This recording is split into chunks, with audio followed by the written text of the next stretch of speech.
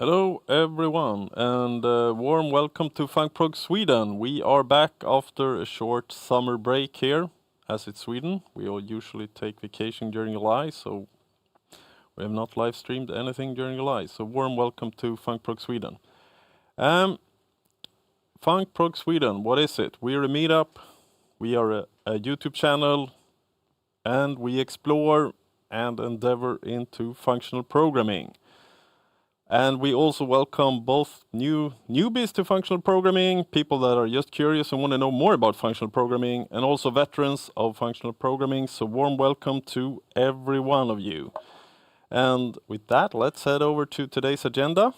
First up on today, I'll do, as you noticed, a short introduction by me. And then we'll head over to our first presentation, a preview of Roc 0.10 by Richard Feldman. That I'm sure is going to be very, very interesting presentation. Richard has been with us, I think it was like two years ago, I think, and presented Roc, and now he's coming back with a preview of the 0.10 release. And then we'll go over to an introduction of Reagami by Michiel Borkent. That's also very interesting. And that's gonna go into why do you build a web framework, etc. However, first I would like to thank Ottabeat, our video sponsor for today. If you want to know more about Ottabeat, check them out on social media or on their webpage, ottabeat.com, where you can find more information and how to contact them, etc. Yes, let's look at the schedule coming ahead then. In September, we'll be back. We haven't set the date yet for September. We'll come back both with a date and hopefully with the two presenters and two interesting presentations. Then in October, we'll have the Func Prog Conf, which this year will be a full-day conference. Last year, we also did a conference, Func Prog Conf. Then it was like a half day with 3 presentations. This year, it's going to be a full day. Of presentations and a bigger venue and more people. Last year, I want to push this really, we sold out our tickets. So make sure to head over to Func Prog Conf and make sure to get your ticket on time. As I mentioned last year, not all people that wanted to come could come. Yeah. Then in November, we are back. We are at Kivra again, live streaming both. So it's going to be a mixed event, both live and live streaming. And then, of course, December, we'll have another meetup coming up. Also, if you want to support Func Prog Sweden, the easiest way to do that is just head over to become a member of the meetup group and make sure to subscribe on the YouTube channel. It's the easiest and best way to support us. And also, if you want to talk to more people, want to know more, and you want to ask more elaborate questions to the presenters, join the Discord channel where you can ask more questions, which comes now. Questions. If you have questions, you can shoot them in the chat in the YouTube. YouTube, however, I think don't allow too long sentences. So then head over to Discord and ask the questions there. With that, we are about to start our first presenter and presentations for tonight, or depending on where you are, maybe today. So warm welcome, Richard, to Func Prog Sweden, and welcome back. Hey, hello. Oh, you need to unmute. Yeah, or he needs to unmute. Yeah, no worries. We maybe sort it out. It works. Okay, you can hear me now? Yeah, now we hear you. We had to unmute on our side. Sorry. You're muted. No, I'm muted. Who's muted? No worries. Yep. Thank you. Yeah, warm welcome, Richard. Yeah, the stage is yours. Great. Thank you so much. Yeah, so this is going to be a presentation about the Roc programming language. If you're not familiar with Roc, don't worry. I'm not going to give a full tutorial of the whole language. Mostly I'm going to talk about sort of an overview of like what we're doing, where we are, like what we've built so far, and by the end of it, you should have some idea of like why Roc might be interesting and why you can be excited about the upcoming 0.1.0 release, which will be our first ever numbered release. Since this is a meetup, not like a conference talk, if you want to ask questions along the way, I'm totally happy to stop and answer things. And also, we can kind of go off in tangents and things like that. I'll try to sort of keep an eye on the clock myself, and not let it go too far over or anything like that. If spending too much time on tangents, but I'm happy to go on them. We don't need to stick strictly to the presentation here. Cool. So let's start with some basic slides, and I'm going to do a little demo. So, Roc programming language, a preview of version 0.1.0. I'm Richard Feldman. So Roc's tagline has always been fast, friendly, functional. So these are three values that we have for the language. Fast in the sense of this is a language that we really want to both build fast, like fast compile times, and also to run fast, like run fast at runtime. Friendly in the sense of user friendliness and also hopefully a friendly community. This is like a community value as well as a like user friendly error messages, nice tooling out the box, things like that. And of course, functional because it's a functional programming language. It's not multi-paradigm. It's not attempting to be object-oriented or anything like that, just functional. Okay, so let's do a demo before we get into anything else. You can sort of see what kinds of things you can do with Roc right now. So this is a little 2000 line of code Roc example. This is going to be a GUI app, so I'm just going to run this. It's called Screwbot. I didn't actually make this. This is Luke Boswell made this. So this is let me full screen that. Basically, like this is a little like robot arm that you can sort of wiggle around. You can see all these different like sliders and stuff. You can move things around like this. And so I'm not sure exactly like what the what Luke's goals are with this or what this is supposed to do. I mainly just know how to click the buttons and drag the little robot arm around. So Luke is in Australia, so it's like 2 or 3 in the morning for him right now. So he couldn't make it. But if you want to ask him questions, he's Luke Boswell on Roc Zulip. Anyway, so this is like I said, it's about 2,000 lines of Roc code, and one of the cool things that you can do in Roc is you can do hot code loading. So let's say I don't know PGA Lab, where's that? PGA Motor, PGA Live, PGA Lab. Here we go. Sure. So let's like add some exclamation points here, and what's going to happen here is that if you watch right here, the exclamation points should appear there in a second. Yeah, there we go. When the hot code loading happens. So this is, all of my current state of like the robot arm and everything is preserved.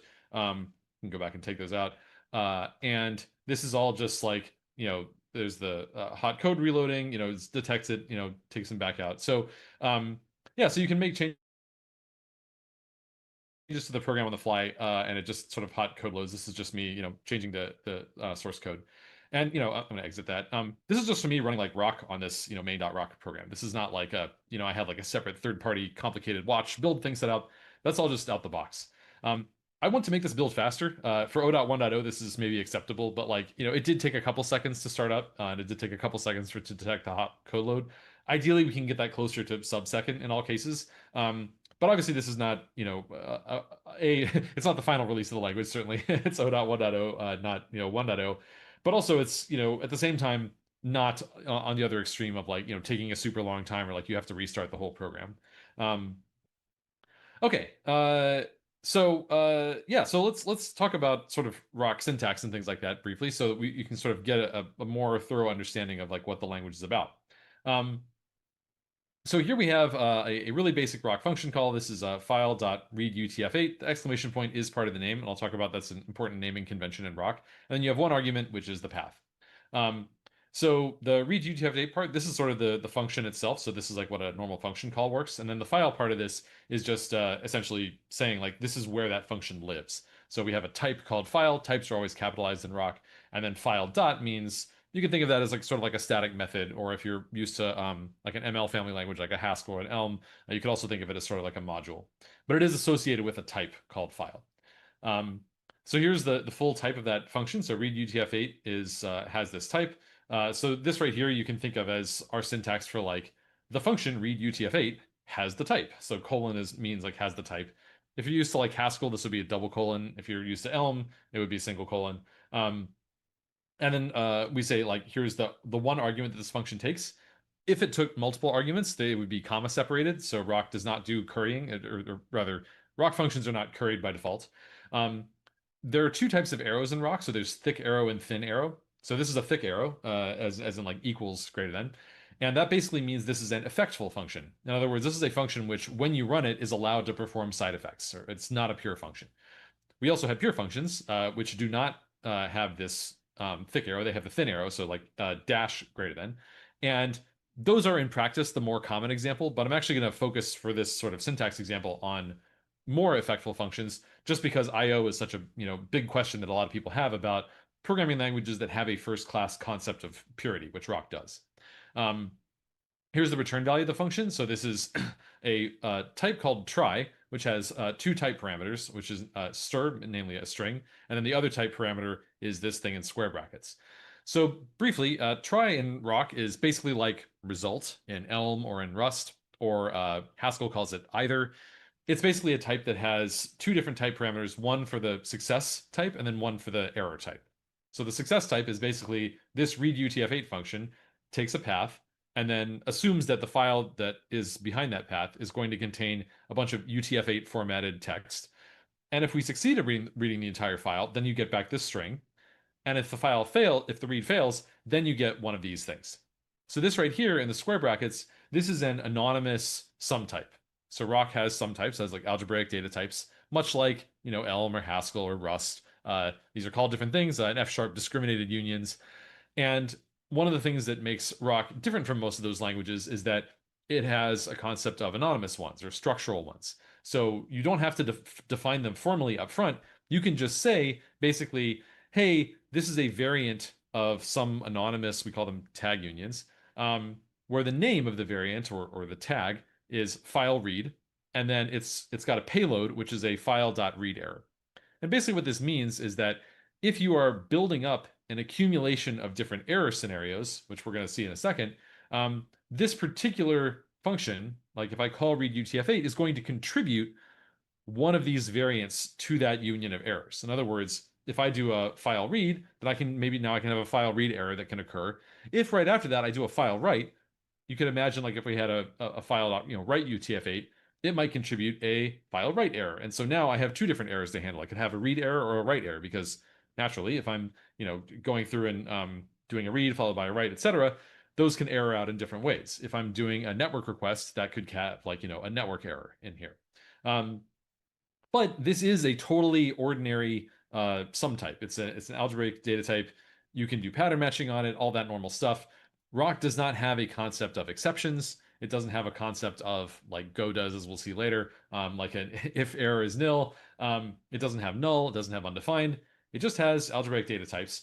And it's this anonymous algebraic data types that makes our error handling unusually ergonomic, I would say. And we'll see an example of this in a sec. So if I want to assign a value to this, because this is just, again, an ordinary function that returns an ordinary value, like URL equals, this is going to be a constant. So Roc does not have a keyword called like const or let or anything like that, because in Roc, basically, like this is just the normal default thing that you do is you say like, I just want to make a constant named URL. So boom, that's how you do that. Roc does not allow shadowing. And also, of course, these are constants, so they can't be reassigned, which means that if I wrote URL somewhere in the outer scope, that would give me an error because it says like, oh, you can't shadow this.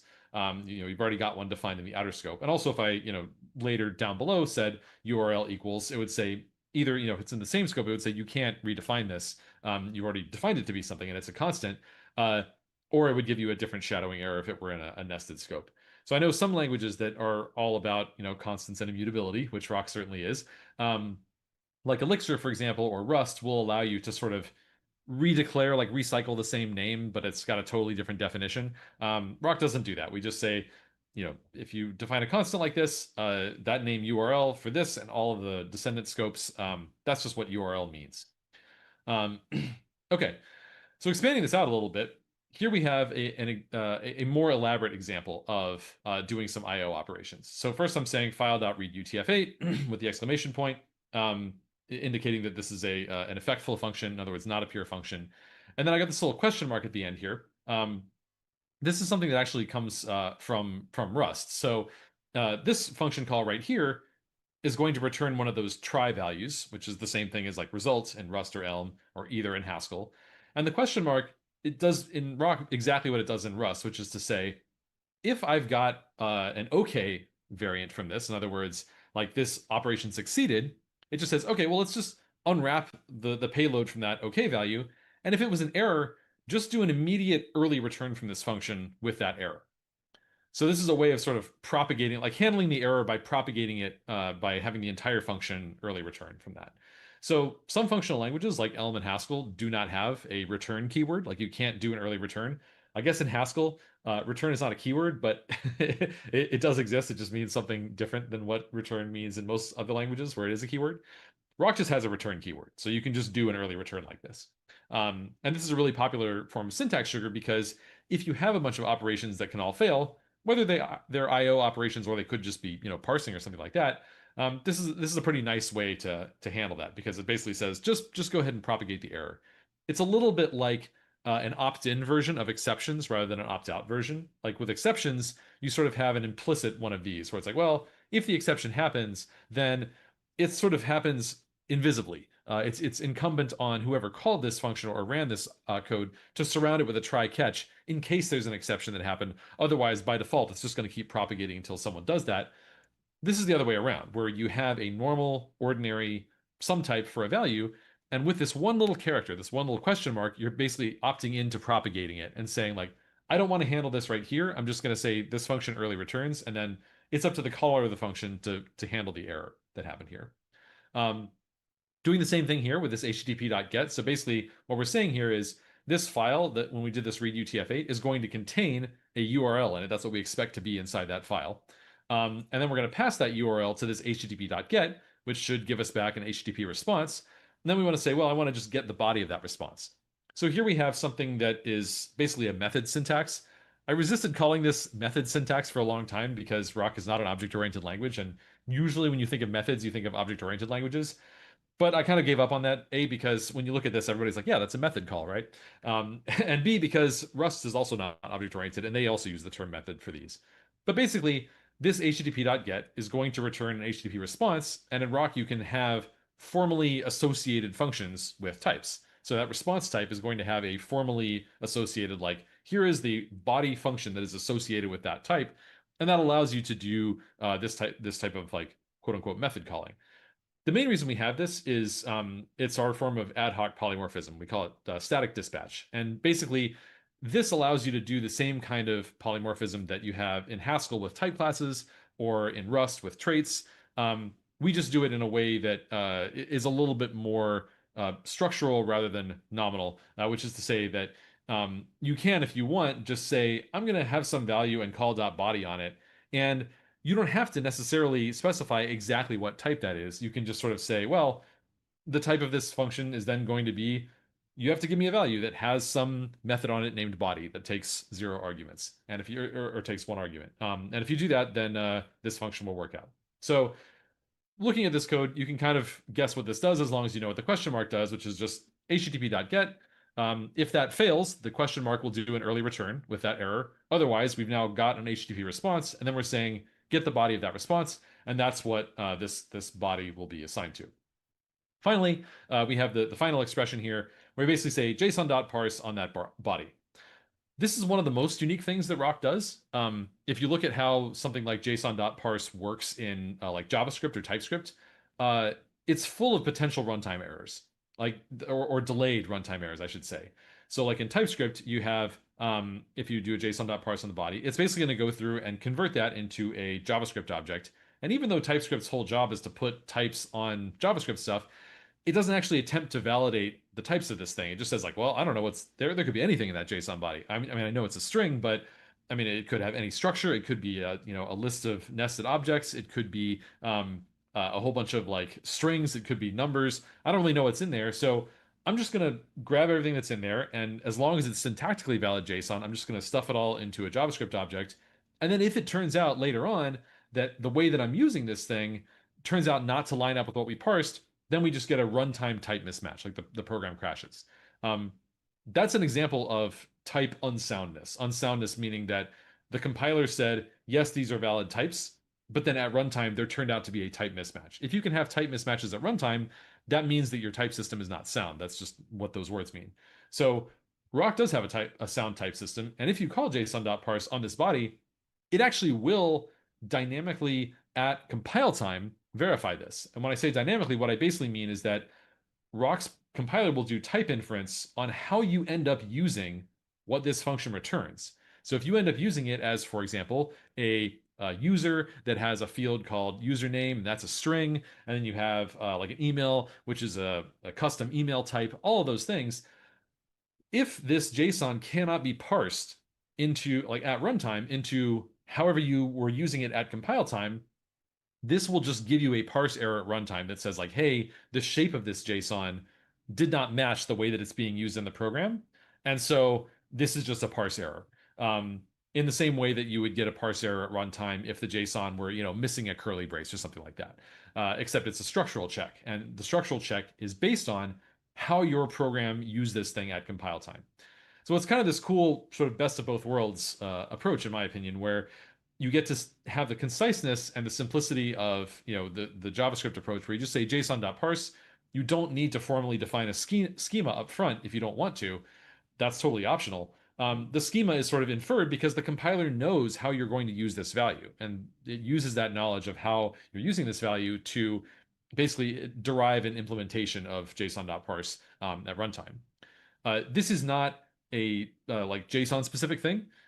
This is just something you can do in Roc in general with parsers. So JSON, XML, CSV, even something as complicated as like columns coming out of a database.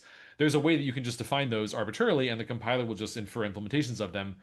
All you have to do is basically, use it, and then someone needs to specify how to generate one of these parsers from whatever the particular encoding is, whether that's JSON or, Postgres binary data coming back from the database or something like that. Okay. Now, these two constants here, like URL and body, we can observe that each of them only gets used once, right? I say URL equals, and then like I just use URL here, and then body equals, and we just use body right there. And also we can observe that both of these are being used as like URL is the first argument to this HTTP.get, and then body is the first argument to JSON.parse. This being a functional programming language, you don't need to name those intermediate things. What you can do instead to do the same operation of reading URL out of the file and then fetching that URL and then parsing response body is you can make a little pipeline. So here is basically the piped version of this. Instead of having URL equals body equals, I just put the little pipe operator in here, and it looks essentially like it reads the same way. I'm like, read the UTF-8 out of the file, then the question mark meaning like if there's an error, early return with that error, pipe that to http.get passing. Oh, sorry, I should have deleted that. Let me just fix that because it's a meetup, not a conference talk. We can just do stuff like that. That should have been this. Pipe that to http.get, and then whatever URL came out of that. Then get the body off of that, and then pipe that to json.parse, which will finally give us back the parse JSON. Of note, this will actually return a try as well because it could fail. So if we wanted to make an early return on that as well, we could stick one of these on the end if we wanted to. So not required, but basically json.parse will return a try just the same way that http.get does and file.retf8 does. Of note, in here we have two effects. So read UTF-8, that's a side effecting function because it's going to actually go out to the file system and read that. http.get, again, same thing. It's going to go over the network. Body, though, is a pure function, and so is parse. And you can tell that just at a glance because they don't have an exclamation point. That naming convention of like, if this is an effectful function is enforced by the compiler in that you get a warning if you try to call an effectful function and you don't name your function with an exclamation point at the end. It's not going to block you, but it is going to give you a compiler warning. And the reason that we do that is exactly, for what you can see here. The whole point here is that we, much like in Haskell, want to make it so that you are able to, at a glance, distinguish between functions that do or do not perform effects. Now in Haskell, we're going to look at a Haskell example in a second. This is done both at the type level and at the value level. So at the type level, you have the IO wrapping your whatever your computation is, and then at the value level, you need to do something like do notation or use the bind operator in Haskell to tell the difference. You have the same thing in Roc, where at the type level, we saw earlier you have like the thin arrow versus the thick arrow on the function, and then at the value level, you have the exclamation point or not. So in all cases, you can sort of tell really easily where are the pure functions and then where are the effects happening at a glance. And then at the same time, you also get something that unlike Haskell, this reads a lot closer to imperative, programming language looking code. This could be, aside from the pipe operator, this could just be Rust code. And I guess the exclamation point means macros in Rust, but you get the idea. So this is, in some ways, an attempt to distill down what I see as like the most beneficial parts of functional programming, which in a lot of cases just come down to avoiding mutation and avoiding side effects, and being able to tell from a functional programming language where are your effects happening and trying to default to pure as often as possible, and while still maintaining some of the benefits of other programming languages as well. So if I expand this out a little bit, so here I've sort of made this, I've wrapped this little code in a function. So this is a Roc Lambda syntax. This comes directly from Rust, which basically got it from Ruby, which I think got it from Smalltalk. So you have like the pipes around the arguments. So if there were more arguments, you'd comma separate them in here. We have curly braces around the body, but actually those are optional, as we'll see in a second. In this case, because this is all just one expression. We saw that type from earlier. So this is the colon, meaning like, okay, the type of get users is it takes a path and then returns a try with blah, blah, blah. Here I used an underscore here. Oh yeah, sorry, let me just point out that because this is all just one expression in the body of the lambda, you don't need to put these curly braces around it. You would if you wanted to have multiple things going on in here, like if you wanted to have those like URL equals and body equals. But since this is all just one expression, you can just omit those. And then with this type, the one argument is a path, and then we have the thick arrow because this is an effectful function. And then it returns a try, where the first type parameter is what does it do on success. And actually, this would be this would actually, the reason that this is a try is because the JSON.parse is returning a try, and then list of user is basically saying this is what I expect the JSON.parse to return. But again, if I didn't include this type annotation, because Roc has full type inference, so you can just omit type annotations anytime you want. If I were to omit this entire type annotation, then the compiler would still figure out that this is a list of users right here based on your having used it elsewhere in the program as a list of users. And again, the JSON.parse implementation would be automatically generated based on how you used it. And the last thing I wanted to point out is this underscore at the end here. This is basically a Roc feature where you can just say, like, because Roc has type inference, any part of a type that you don't wish to annotate, you can just put an underscore there and basically say, like, I'm choosing not to annotate this part of the type annotation. And this is commonly used with errors that, if you have a whole bunch of accumulated errors, like it's like, oh, this one, for example, it could fail with a file read error. It could fail with a network error. It could fail with a JSON parse error. I don't want to list all those out. And I also don't want to have to like make a type alias and list them all out. I just want to put this underscore here. Now, rest assured, this is not an any type. This is just choosing not to annotate it. Again, in the same way that if you wanted to, you could just write all this without the type annotation completely. If you are choosing to annotate it, Roc doesn't require you to like annotations are not all or nothing. You don't have to say, I'm going to write out the complete full type annotation of absolutely everything. You can just say, I'm only choosing to annotate this part, and I'm just going to leave this part out. The compiler still knows what the type is from type inference. It's just that you're not writing it out in the code. And again, like I said, accumulated errors are a common reason that people do this. Okay, so if we expand this example a little bit more, like let's say I actually had my main function here, and let's say I'm ignoring the CLI args, and I'm doing a pattern match on this. So I'd say match get users of, let's say url.txt is where I have my little URL. This would come back and say, okay, well, let's see, get users is my function up here.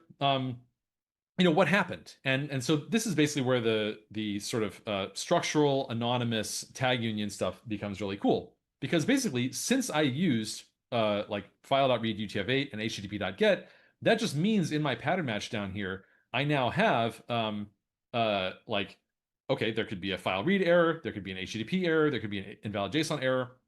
All of these are just assembled on the fly without me ever having to define the full set of errors that can happen. It's all just done using type inference and these sort of on the fly, ad hoc tag unions, these sum types that just get built up on the fly based on how you use them. And this basically means that I don't have to, do the bookkeeping of saying, oh, what are all the errors that can happen here? Let me write them all out and enumerate them all, and then that will give me a type of all of them. And then maybe I have to like do a map error on this and a map error on that in order to sort of convert them into my accumulated type of all these things. All of that just sort of happens for you. And this is a match which is exhaustive. So Roc, like most functional programming languages with pattern matching, has a concept of exhaustiveness, which is to say, if I added one more different effect type in here, like let's say I did a file write at some point in this chain, I would just immediately get a type error here saying like, hey, this match is not exhaustive. You need to cover the possibility that the way that this function fails is with a file write error. So even though I'd put this underscore up here and said like, I don't want to bother writing out my whole error type, again, the compiler still knows about it. And so just the fact that I had added a file write in here somewhere means that in this totally different function, I now get an exhaustiveness error with the compiler basically telling me, hey, there's an error case here that you forgot to handle. You need to go handle this. And it's just all using normal functional programming, pattern matching, and values. There's no exceptions here. There's no, checked or unchecked exceptions. It's all just sort of ordinary values. Roc does have string interpolation. Also, a quick note on that. So this is basically just like inside any string, you can have $ curly brace, and then you can just put any Roc expression that you want in there. So here I'm calling some pure function. Imagine we've defined that somewhere else called render, passing the users. And then I got that from pattern matching the OK from here, in the assuming that it succeeded and parsed this into a list of users from JSON. And then, of course, all these, handle them however you want. The point that's, I think, interesting here is that you can, using the fact that these are patterns, do as granular error handling as you want or as little granularity as you want. So, of course, these being patterns, you can put an underscore wherever you want. You could either say like, oh, okay, I'm going to use the file read error, but if it's invalid JSON, I'm just going to print out something generic. So I'll just say underscore because I don't care about the details of how the JSON was invalid. I'm just going to handle them in the same way. You could also just replace all three of these patterns with just an error underscore saying I'm going to handle all the errors in the same way. Or you could, get more granular and say like, if it's an invalid JSON error, I'm going to handle it differently depending on whether it was a syntax error versus a structural error, where like the list of users was not quite fully represented in the JSON. There was like a missing field in a record somewhere. So again, this is to me nice because I think if I read this code, it's pretty straightforward to read. As long as you know how the pipe operator works, that it's just taking this thing and just passing the return value of this line in as the first argument to this next thing, the same way that it works in Elixir. F# and Haskell, and well, I guess not. Haskell is a different operator, but in some functional languages, the pipe goes into takes the previous value and puts it as the last argument. Roc and Elixir and Gleam put it as the first argument, but that's the only difference. So basically, putting all this together, I think you get a really nice error handling story. You get a really nice I/O story, and all of this is just using ordinary values in the language. None of this. Oh yeah, and also a nice encoding and decoding story. And all of this is just like sort of put together into this nice cohesive package that builds fast and runs fast. So if I were to compare this to Haskell, here's how basically the equivalent code would look in Haskell. So first thing is, like in most programming languages, I would need to say like, data app error equals, and basically define like, okay, I could have a file read error, I could have an HTTP error, blah, blah, blah. And then because this is Haskell, I wouldn't have the option of doing these IO, like this chained IO in a pipeline style. I would either need to use do notation or like down here using the bind operator in order to do these things. So this is, like URL, and then I have to use like the backwards arrow instead of normal equals, because that's just the way that IO works in Haskell. But one of the benefits of how Haskell does this is that you get this clear marker at the type level as well as at the value level of like, okay, I can tell where the IO is happening in my program. I think that's a really beneficial thing that Haskell sort of revealed to the world, is that like it's actually really nice to know where your IO is happening or where your effects are happening and which functions are pure and don't even involve IO. And again, that's something that we've really taken care to preserve in Roc. Like at the type level, you just have this thin arrow versus thick arrow. So it's a little bit lighter weight. And then at the value level, again, you can see the exclamation points to tell where those things are happening. Incidentally, that's also like the effectfulness of a function is very thoroughly enforced by the compiler. If you take a pure function that's annotated with a thin arrow and you try to say, oh, I'll just go ahead and call an effectful function in here, nobody's going to know. Well, the compiler is going to know, and it's going to give you an error saying you're not allowed to call effectful functions from within pure functions in Roc. Only effectful functions can call other effectful functions. Okay. So here's the Haskell equivalent of this. Again, you would do the same kind of like, Haskell uses either, so it would be right and left instead of OK and error. But otherwise, like a lot of this stuff looks, kind of the same thing. You do have a little bit more sort of machinery around this, like you would use except T. Depending on your Haskell preferences, you might do this in a different way, but this is the most direct port I could find of the Roc version. And you would do run except T to like, turn that back into what you wanted. And, like on the one hand, this has a lot of great benefits. But on the other hand, what I like about the Roc version in comparison to the Haskell version is that there's no monad and monad transformer required to do this. There's no do notation required to do this. These are all sort of normal function calls. And then what you end up with is, in my mind, all the characteristics that I really care about, which is it's all based on values. The line between which parts are pure and which parts are effectual is very clear, and everything is semantically immutable. Okay, now if we compare this to turning to a popular imperative language like Go, first of all, this is quite different in terms of like what guarantees you get. So now we've got like URL comma error equals or colon equals read UTF-8. If you haven't seen Go error handling, this is something that a lot of people complain about. Is you just have this if error is nil, return nil error. If error is nil, return nil error. In contrast, if you go back to the Roc version, that's just like question mark takes the place of all of that. You don't have to just keep writing out these conditionals. Similarly, in Go, there is no distinction between pure and effectual functions. There's just like every function that you call could do side effects, it could do mutation. There's no distinction there. And so you can't really tell just from looking at a function's type or even from just looking at its name in the case of Roc, whether that's a pure function that it's safe to cache, it's safe to do all these things with. And actually in Roc, we do something more with that than is done in, I think, any other language, which is that if you want at Roc, at compile time, any expression in Roc that can be completely evaluated at compile time instead of at runtime automatically does get evaluated at compile time. So for example, if you have a constant in Roc like foo equals, and you just have this really long chain of pure function calls, all of that will get evaluated at compile time. And in fact, even to the point where like if it runs out of memory or crashes or stack overflows or something like that, that shows up as a compile time error. All of that is completely done at compile time, and then at runtime, there's just no cost to it. It just ends up being a constant, that goes along with your compiled binary. But you can't really do that unless you have this distinction between side effects and not. Then once you've done all this stuff in Go, you end up with this sort of switch, and because Go does not have sum types or algebraic data types, even if you have something that does kind of look like syntactically like what the Roc and Haskell examples have, where you have like, oh, maybe there's like it's nil because Go does have the $1 billion mistake unlike Roc and Haskell.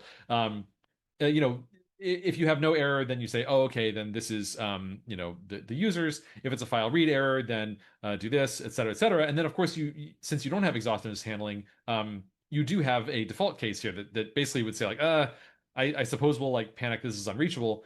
But then, of course, if you remember from the earlier Roc example, I was talking about what happens if you go back here and you add another file write into this mix. Well, now you have a new category of error that can happen, which is that for example, you're writing to a file that has read-only permissions. That's a new type of error that can occur.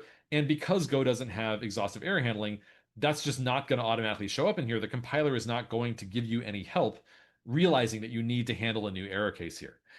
It's just going to fall in this default thing and then panic. So all of these are examples of where like I think Roc having a sort of strong functional background is really helpful. And when I compare this Go code to this Roc code, I would rather work with the Roc code. And I think a lot of other people would too, even if they're not necessarily into functional programming. At least that's the hope. So we have some very ambitious goals in Roc. So when it comes to servers, we want to compete with Go. That's one of the main languages that we like benchmark against and are always thinking about like, okay, if someone were choosing Go for their project, can we make it so that they would have a better time if they're using Roc? That's one of the goals. This is not to say that because I have like any animosity towards Go, I've never actually used Go. It's more just that like Go came out in 2009. It's been a long time. If we're going to be building a new language and shipping it, I think it's important that we are able to credibly claim that we are making improvements over older languages that shipped multiple decades ago. In the case of Go, as of maybe by the time we get to like more maturity, like the next 3 years or so. I also want to compete with Rust on the server. Now, not when it comes to performance. Obviously, Rust is a systems level language. You can't really have like a language with automatic memory management, which I think is kind of a prerequisite if you want to do a functional style. And then also at the same time compete with systems languages. They're just going to have a higher performance ceiling. But there are a lot of people who are using Rust instead of Go for their servers.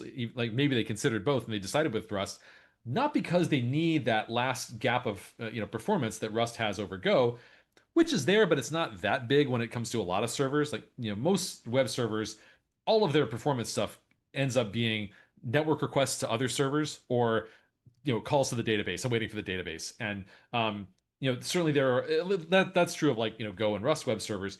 Maybe if you've got a Ruby web server, you might have other performance problems because Ruby's interpreted. But if you're debating between Go and Rust, then I think probably you're not usually thinking I need those last few percentage points of performance from Rust. It's more like people are saying things like, I don't want a language that has null. I don't want a language that is missing algebraic data types. I want that style of error handling rather than Go style of error handling. Things like that, like the things that we talk about as sort of like pain points on the side of making software that works correctly, as opposed to pain points on the side of like the software, like the Go servers are not fast enough. I think it's pretty rare to find somebody who says, I use Go for my web servers and I really need to rewrite in Rust to make it go faster. It's usually that I'm getting these errors and Go is not helping me enough, avoiding these bugs, things like that. And then the last language that I want to compete with when it comes to servers is Node.js. Or when I say Node, I mean also things like, Bun and TypeScript and whatnot. So let me just go through these in a little bit more. Oh yeah, sorry. Well, so then when it comes to GUIs, I mean, the demo that I showed was a graphical application that was like a native desktop app on Mac OS here. That application also works on Linux and Windows. So basically compete with like Swift and Kotlin and TypeScript, which I would say are the three most popular languages when it comes to writing GUIs today, at least outside of the game world. In the game world, there's more like C# and for Unity, and then C++ is like sort of the dominant thing. I'm talking more about like native desktop apps, mobile apps, and yes, also web apps if you want. Roc doesn't compile to JavaScript; it compiles to WebAssembly, so it needs to be okay that you're going to be okay with like running a WebAssembly binary if you want to build web apps with Roc. But you absolutely can, and in fact, I know of someone who's actually running that in production with Roc on the server and also Roc in the browser for his clients in Sweden, actually. And then finally on scripting, I also want to compete with Python, Lua, and Dino. And the reason I choose these three examples is that Python, of course, is, I would say at this point, clearly the most popular scripting language. Used to be Perl, but these days I think it's pretty clearly Python. And then Lua is sort of well known for embedded scripting. So you see Lua as, for example, like a language for extensions, or like if you have a game, maybe you have plugins or mods or something like that that are written in Lua. Roc is designed to be very, very good at compiling to binaries that are so small they can be easily embedded in other projects. And that's a case where Roc competing with Lua is something that's important to me. Is that if you have a like a game engine or something like that, or a game, and you want to have like a little scripting thing that goes alongside it, one of the reasons people like Lua is that it has a great ability to be sandboxed really, really nicely. So you don't have to worry about like, oh, I got this, mod from someone on the internet and it like gave me a virus and took over my whole machine. Lua lets you sandbox these scripts so that you don't have to worry about things like that. And what the Lua script is able to do is intentionally very restricted in a reliable way. You can do the same thing in Roc. And that brings us to Dino, and why I mentioned Dino instead of something like Node or JavaScript or TypeScript for scripting is that Dino is different from Node and from Bun and from other sort of like run a script written in JavaScript on your machine, in that it actually has some sandboxing features built in for like command line apps. So this is not just for the scripting use case, sorry, the like embedded scripts use case like in Lua. This is like you have a standalone command line app. I downloaded some script off the internet. I want to just run it on my machine and be confident that it's not going to blow up my machine. This is another thing that Roc can do, is you can say like, okay, I'm going to download this Roc script from the internet and I can run it with confidence that like it's not going to blow up my machine because I'm going to give it explicit permissions when I'm running, and it doesn't have the ability to do anything other than what I granted permissions to do. In the extreme case, we can even get it to the point where it's like a browser, in that it sort of just in time pops up like, oh, this script that you downloaded from the internet wants to rm-rf something. Are you okay with that? Yes or no? And there's no way for the script to override that prompt or to avoid it. Some non-goals. So we do not want to compete on speed with systems languages like Rust or Zig or C or C++. Like that's a non-goal. This is a garbage collected language. There's going to be some overhead associated with that. We accept that as a cost of doing business. We also don't want to compete at machine learning or data science. Python has a complete monopoly on that right now. Like there's a huge Python monoculture. Even languages like Julia that are just like all we are doing, like the entire point of this language is to be for data science or something like that. Just see a tiny fraction of the use that Python uses. so I bring this up because sometimes people say like, oh, couldn't Roc be good for that? My view on that is like, if Roc happens to be good at that, awesome, great, have fun with that. But I don't feel the need to sort of have that be part of the language's focus. It just doesn't seem like it's likely to amount to much in practice. And then finally, it's a non-goal to have any compilation targets other than machine code or WebAssembly. So we're not trying to target like JVM bytecode. We're not trying to compile to JavaScript. Really, it's just machine code, static binaries, kind of like what Go and Rust do, and then WebAssembly so that you can run it in the browser or in like Cloudflare workers or something like that. That's like mostly a keeping the scope under control thing. Having said that, we do have proof of concepts of people successfully embedding Roc at a very proof of concept level of like you can embed it using JNI inside JVM apps, or of course WebAssembly, you can run it in the browser.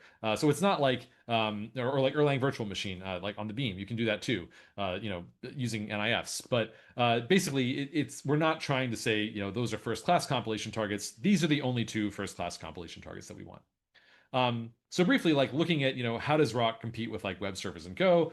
Well, what do people like about Go? People like that it builds fast. It has this sort of speedy all-in-one command line interface where you've got like testing built in and formatting built in.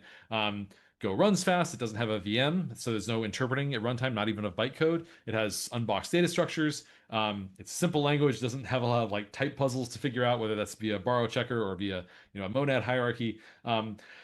And it's got a really, really nice, easy deployment story where you can just not only get a single static binary that you can upload directly to your server, but you can also cross-compile. Like you can be on a Mac and then build a Linux binary and upload it directly to like a AWS Lambda instance, from Go. All of these are true of Roc. Builds fast, runs fast, simple language, easy deployment story. It's exactly the same thing as Go. You can cross-compile from this Mac to a Linux standalone static binary, no problem. Comparing to Rust, so what do people like about Rust? Algebraic data types for error handling and pattern matching. We saw how Roc does those. Immutable by default, but you can do safe mutation for performance in Rust. Roc does have a mutation story, but it's actually behind the scenes. We call it opportunistic mutation, which is basically that if the compiler detects that what the operation that you're doing on an immutable value, it couldn't possibly be observed by anyone else if we just chose to mutate it in place because nobody else is ever using that value. Then we just go ahead and do it, and that works out to be a very impactful performance optimization in practice, where normal Roc code ends up being semantically immutable, but in practice, there's tons of mutation happening at runtime just because opportunistic mutation kicks in, so often. Rust has a sound type system, or if there is any unsoundness, it's viewed as a bug as opposed to like an acceptable design thing. Whereas TypeScript's type system is intentionally unsound. Go has a problem with data races where you can get like memory unsafety at runtime.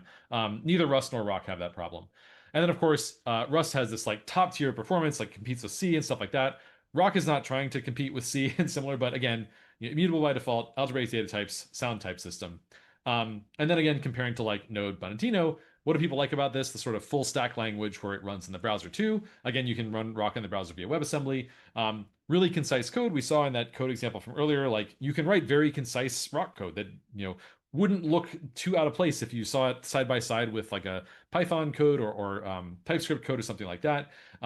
Really fast prototyping. So like type checking doesn't have to block you in these languages because you can choose to run TSC like the type checker from TypeScript. But you can also just not do that, and you can just run it, as plain JavaScript, and that just lets you run. Roc has a story for this. I wouldn't say it's like super fully baked yet. It's the pieces are in place, but it's not the most reliable part of the compiler right now, which is basically just that we will always report a type error for you, but if you want, you can always run the program anyway, and it'll just go as far as it can. And if it encounters the particular site where you had the type mismatch at runtime, then it'll have to crash. But that's intended to be basically like, don't block. If you want to run the program, even though there are still type mismatches, you can do that. And you can also always run the tests. Even if there are type mismatches, whatever tests can be run will be run. And then, those that can't because they're blocked by the type mismatch will just error out.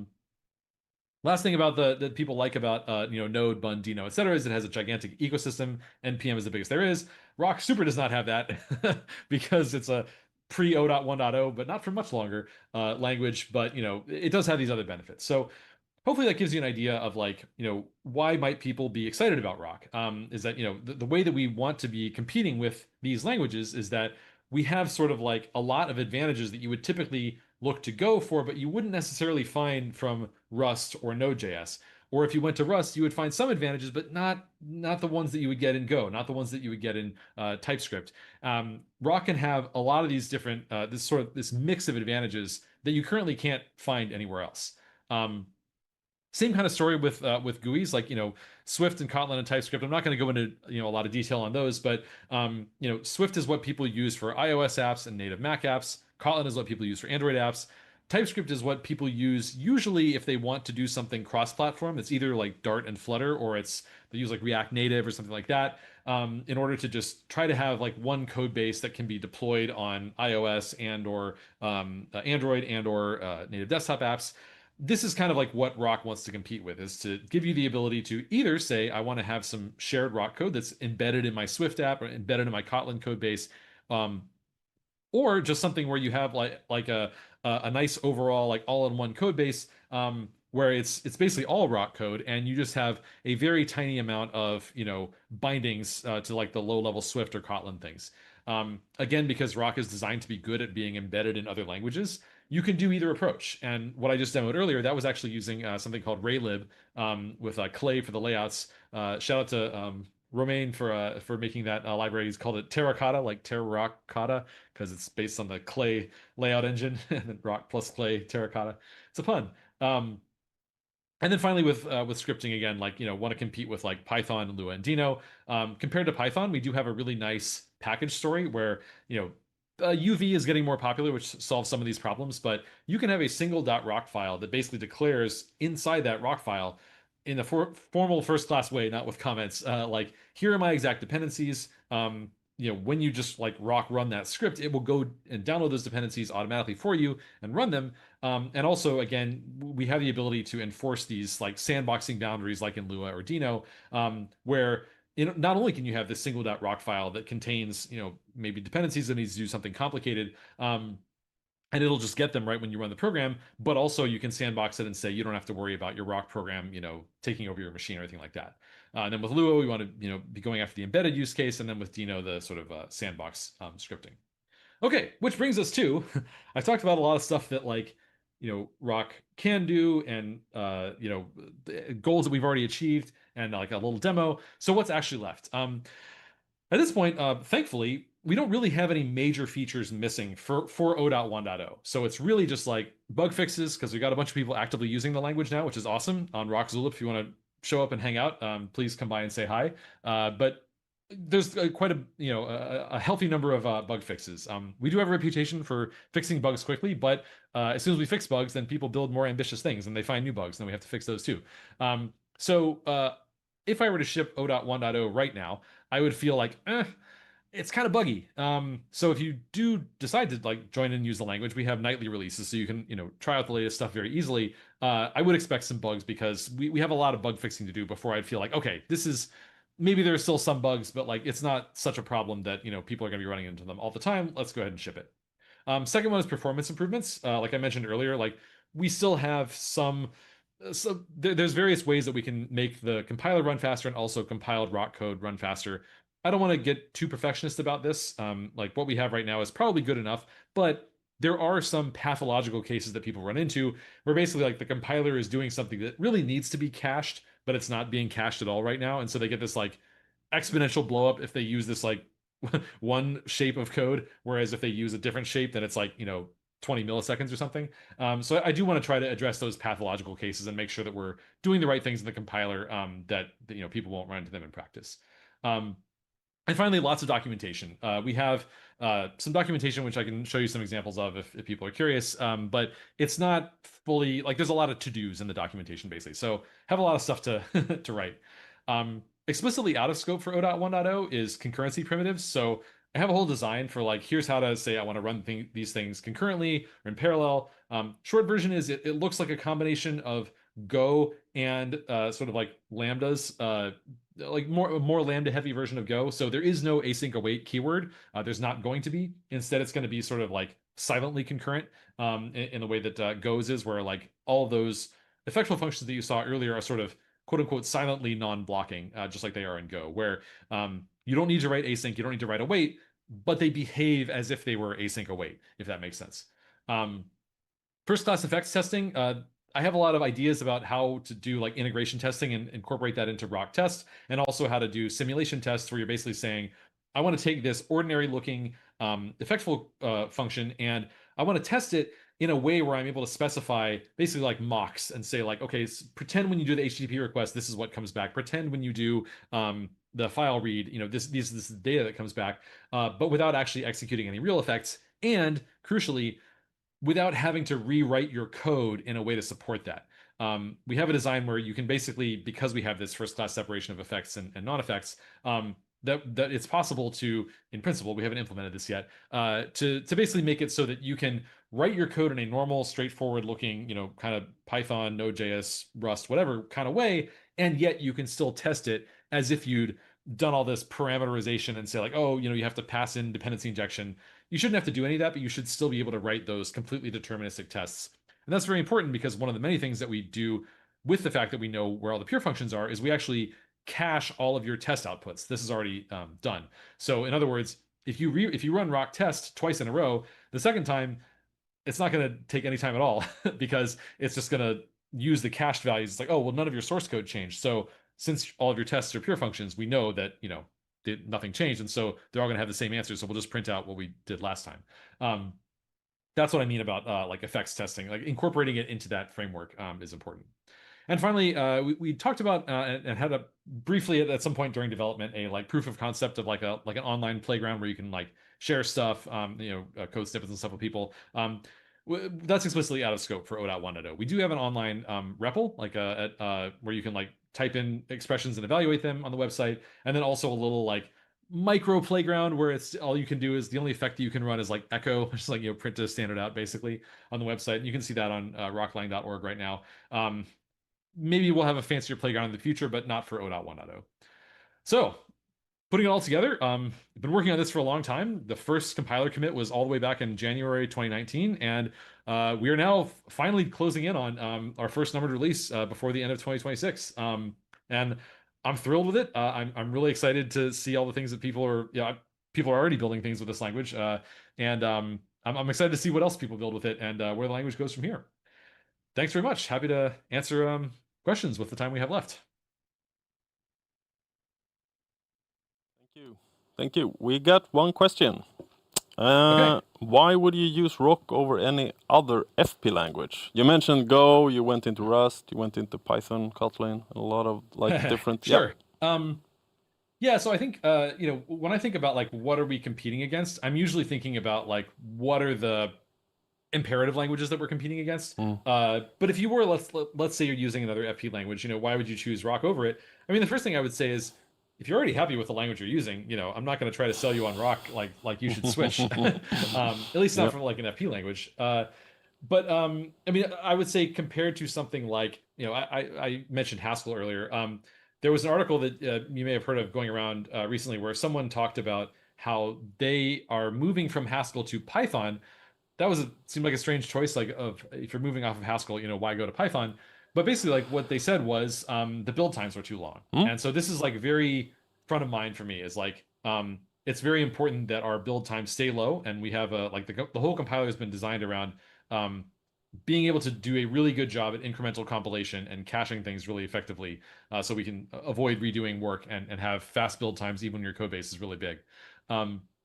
So build times might be one, and another might be runtime performance. So on the flip side, there are other functional programming languages where maybe the build times aren't as long, but they don't run as fast at runtime, and so maybe they're eyeing Go, for example, and saying like, I wish we could have it, like running faster, or maybe even Rust or something like that. Yep. And then the other piece would just be, every functional programming language has different philosophies around like immutability and guarantees. Like some FP languages say like, well, we encourage using pure functions, but we don't actually have a first class like type level distinction between them. Yep. So Roc's having a first class enforced distinction there might be beneficial. Or you might say, well, I like my FP language, but it doesn't have types. So like the type system, is not like the type system I'd prefer, or something like that.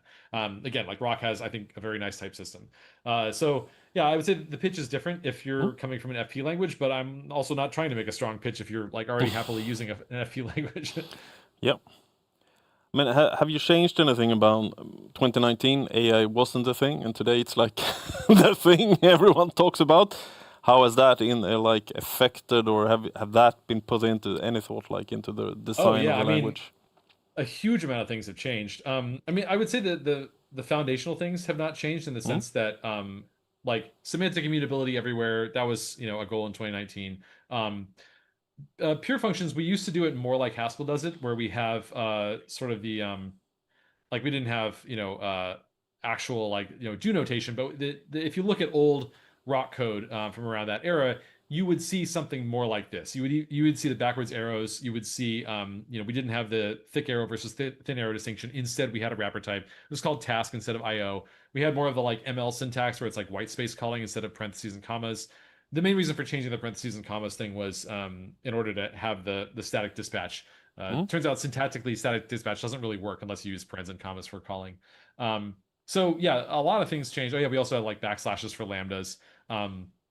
So a lot of things changed, but yeah, I don't know. We don't have enough time to go into all the things that changed, I guess. But the core idea is of like the original joke name for the language was typed pure functional Lua, because like the goal of being able to compile fast and run fast and be good at scripting and be good at compiling to things has remained unchanged. Like the original reason that I wanted to make a language was just I had used Elm extensively on so many things and I loved it, but Elm was very focused on like we are for building web applications in the browser. That's what Elm's thing was, and I was like, but there's so many other use cases that I want to to use, and so that's part of where this whole like competing with all these other like domains of servers and GUIs and scripting.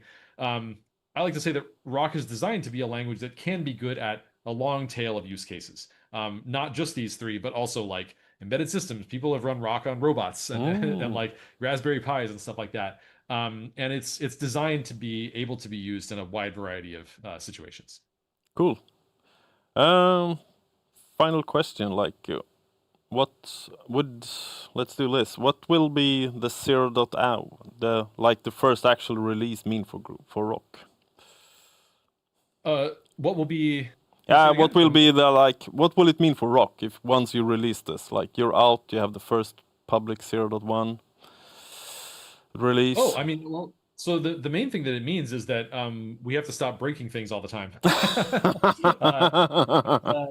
If you have been using Roc on the nightly stuff, I mean, we actually have in Roc Zulip, like one of the things that happens all the time is we have this announcements channel, and it'll be like, oh, here's a breaking change, here's a breaking change, here's a breaking change, here's like, and I also a lot of these we started making because there were there was a request for like, hey, since things are breaking all the time, would you mind being better about posting, like announcing them, so that we can find out prior, when things are broken. But once we have 0.1.0, then the plan is that we'll actually follow normal like versioning practices. Where if we do a patch release, it'll be 0.1.1, or like add some new features. Then if there is an actual breaking backwards incompatible thing, that'll be 0.2.0. So yeah, cool. Yep, understand. Then again, thank you very much for coming on, and thanks for your presentation. Thank you very much, Richard. Thank you. Yeah, people in the chat are super happy. Learn more. There's exorcism and Roc Zulip and documentation and all that good stuff. So thanks for having me. Yeah, thank you. Thanks again. Then we thank you very much, Richard. Now we're welcome then our second presenter for tonight. So welcome Michiel to Func Prog Sweden. Thank you for having me. Yes, you're warm welcome. Can you hear me? We hear you loud and well. Thank you. Good. Yeah. All right. So I'll start sharing my screen and then just start, I guess. Yes. Okay, cool. So I'm gonna be presenting a library called Reagami, which is a front-end library for rendering UIs. Kind of like React, but in pure Clojure without any dependencies. And while also trying to be as fast and with very small output sizes. So my name is Michiel Borkent. Most people know me on the internet as BorkDude.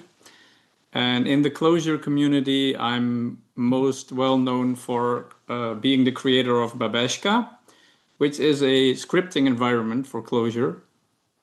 Normally, like the main Clojure language runs on the JVM, but the JVM doesn't start very fast in combination with Clojure. So if you want to do scripting with Clojure and the startup time is like 2 seconds, that's not so awesome. That's where Babeshka comes in. You can write scripts just using regular JVM Clojure, including Java interop and everything like that. But it starts very fast and it also uses less memory. So that's kind of what Babeshka is about, to replace bash scripts with Clojure. And the target audience is Clojure people who just don't want to switch from JVM Clojure to some other bash language during their day jobs. So Babeshka is mostly used to automate your Clojure projects with scripting. So that's that. I'm also the author of CLJS, which is a Clojure linter. So the name comes from Marie Kondo, which is known for getting rid of your clutter in your like in your wardrobe or something. And here we get rid of the clutter in our code. That's kind of the idea. And so here you can see it in action. Recently, it got a nice new feature where CLJS can derive the types of a function from how you use it. So here we have a function foo, and we increment this argument x. So x has to be a number, else this function will crash. And so if you call foo with a non-number, here a string, then CLJS will complain and say, okay, you're doing something wrong here. Although Clojure is dynamically typed, you can still do stuff like this by just statically analyzing the code. So CLJS is a static code analyzer which doesn't run any Clojure code, but it still can do stuff like this. So most people know me from Babeshka and CLJS, I would say. But in 2022, I also started working on something called Squint. Squint is a ClojureScript dialect. So it's not a Clojure dialect, it's a ClojureScript dialect, which looks like ClojureScript if you squint. That's where the name comes from. And the idea is that we want to retain as many as benefits from ClojureScript while creating smaller output bundles. So you want to write just a nice program and just have a few kilobytes of JavaScript gzipped and not like 80 kilobytes.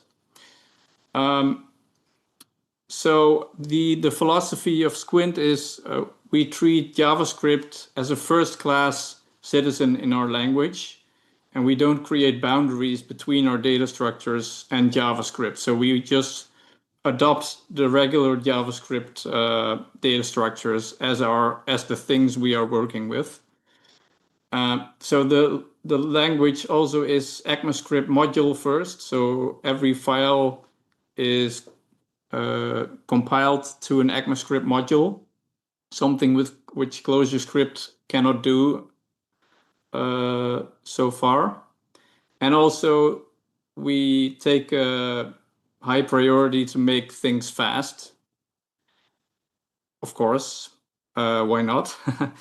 And so one consequence of this JS first approach is libraries written in ClojureScript or with light modifications for Squint can be published to NPM as a library to be consumed from JavaScript. And this is pretty nice because in ClojureScript, yeah, you can do this, but what happens is that you are bundling the whole ClojureScript standard library with every library that you publish to NPM. And also these, so one library that uses your bundled ClojureScript standard library cannot talk to the other one using the same standard library. So what I did with Squint is that the standard library is just an NPM module that all the libraries share. So that works nicely. If you build one library in Squint, library A and library B, and you use them both in one project, you get the shared standard library. So Squint has built-in support for HTML literals and JSX literals, because I thought everyone in the JavaScript ecosystem is using JSX, so why not add support for it? It supports async await, which ClojureScript did not support until spring this year. Actually, what happened was I implemented async await in Squint, and then the approach, I proposed that I would port the same approach to ClojureScript, which the maintainer David Nolan accepted. And it's basically, yeah, the same approach that I took in Squint. It is now in the ClojureScript official compiler, finally. So if you want, like, if you don't want the JavaScript objects, but just the ClojureScript objects that you're normally used to, immutable persistent data structures, then there is a project called Cherry, which is like Squint. It uses the same compiler infrastructure, and it also has a shared library on NPM, but it uses the regular immutable data structures, and so it works the same way, but just using different data structures. I'm working on this since 2022. So let's see, let me try to open a demo. So here we are on the Squint playground. So the playground has two modes. One is the REPL mode. So this is the output you get when you're using a REPL. And one is without the REPL mode, which it emits just a regular import star. So here it imports the standard library from Squint, and here we define an object M1, which is written here. I hope you can read this. If you cannot read this, please let me know. So here we call the function assoc from the standard library that comes from what we've written here, etc., etc. And so this is the most optimal form for final compilation if you're building your project. So tools like ESBuild can optimize this format, but this format isn't suited for REPL manipulation, because in the REPL you constantly redefine your functions, and that's not possible with ECMAScript modules. Those are not mutable. So what I do in REPL mode is I compile everything to global namespaces and global objects in addition to the ECMAScript module. So that's just a detail that you can forget about, but that's just how we make a REPL possible. So, okay, so here, I don't know how familiar everybody is with Clojure, but here we are defining a variable, a var M1 with an object, a map with a key A1. And keywords in Squint are just strings because we want to have compatibility with JavaScript. So this is basically the keyword. Normally in Clojure you have a separate type for this, but in Squint it's just it should display true here, but it doesn't. But trust me, this is a string. So if we assoc means add a key and a value to an existing map. So if we evaluate this, oh, something is, let me just reset the playground. So if I evaluate this, then we see here it's a regular JavaScript object. And of course, if we define a new map on top of using an old map, we do not mutate the old map. So it's not all the functions work by basically copy on write on the JavaScript objects like you would do with the spread operator in JavaScript. But you can do a lot of stuff that you normally can do in ClojureScript. So here we have a function foo, and it destructures a map with keys A and B. And here we return a vector, which in Squint is just a JavaScript array. So here we define the function foo, and now we pass the map M2. And here you can see we get back the array 1, 2. So to show that these are regular JavaScript objects, we can console log M2. Then here we also see it's just a regular JavaScript object. So yeah, we have a lot of standard library functions that people know from ClojureScript. So maps, JavaScript maps are also first-class citizens in the language. So you can associate key values on top of those two. So here we have a map with 1, 2, and 3, A1, B2, C3. So it has async await, so we can do foo. We await a value from a promise here, and we call plus on that. And here we have a let expression, which awaits another promise, and we increment the x bound value in the let expression. So here I evaluate foo, and then I call foo, and that returns a promise with the number 31. So that's basically how Squint works. So let's see. So yeah, async functions, I just explained that they ended up in ClojureScript, which is a nice side effect of the Squint project, that it actually improved something in the existing ClojureScript world. So who uses Squint? There is a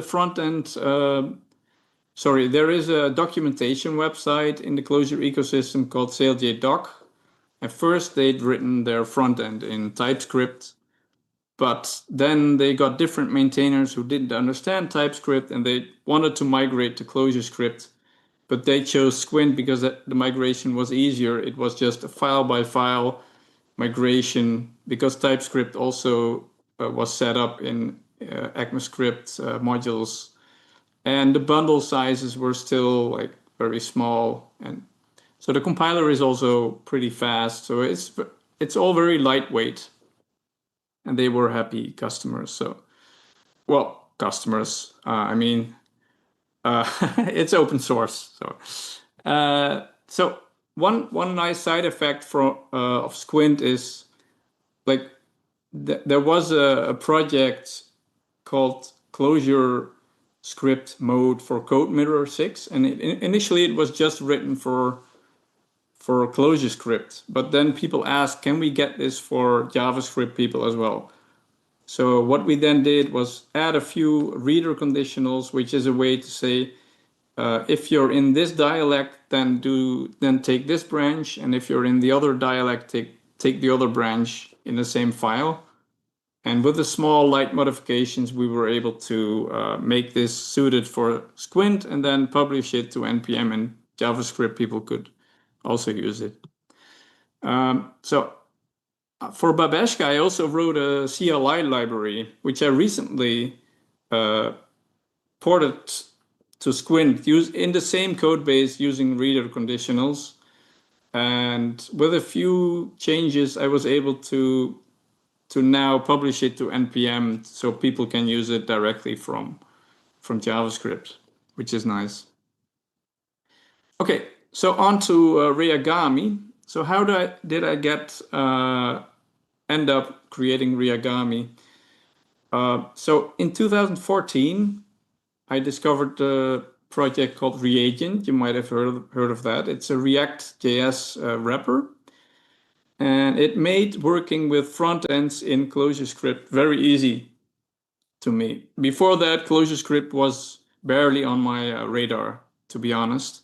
But when I saw Reagent, I was sold. And so Reagent works like this. It exposes a special atom, which is a mutable value. And if you, so you create an atom with some initial state.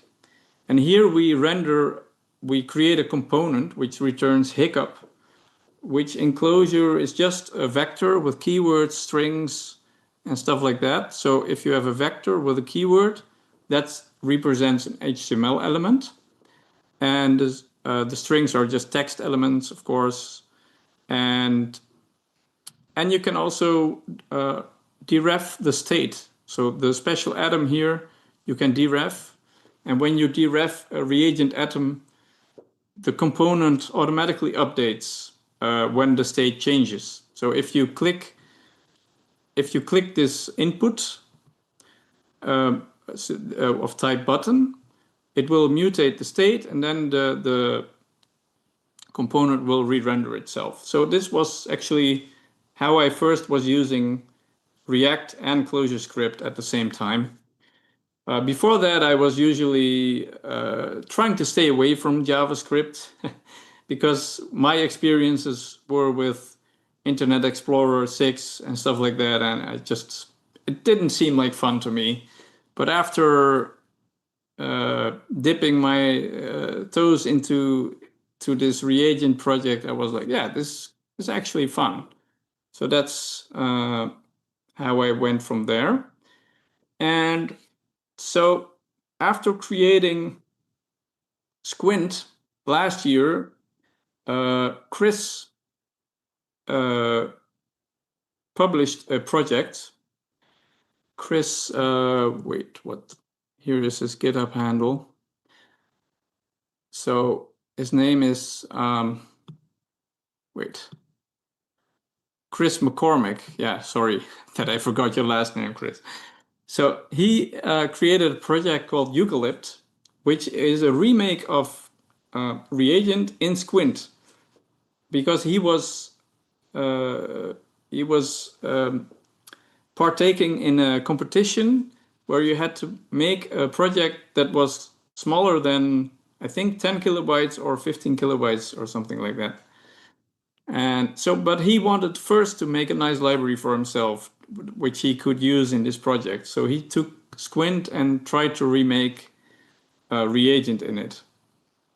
But it was vibe coded.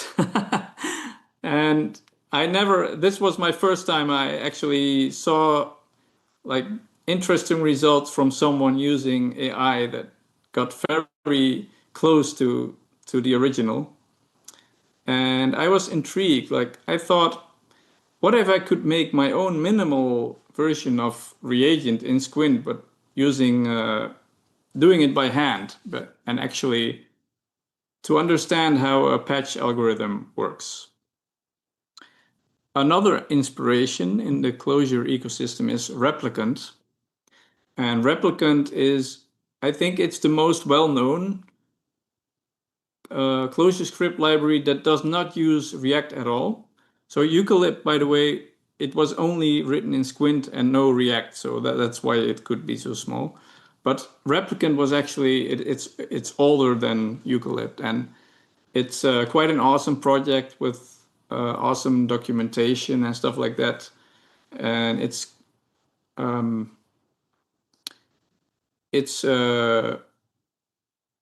yeah, you should check out Johansson's website, Christian Johansson's. And so it has a philosophy that everything should be as data-driven as possible. So it is very opinionated. So maybe you should get Christian on as well sometime.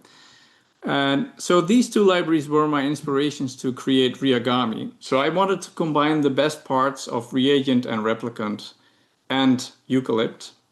So how it works, you write some hiccup and it should render it to the DOM. It's my desire was to have key diffing for fast table and list updates, like React has. I wanted to have a small output, and it should be usable from JavaScript, which is a minor requirement, but a nice bonus to have.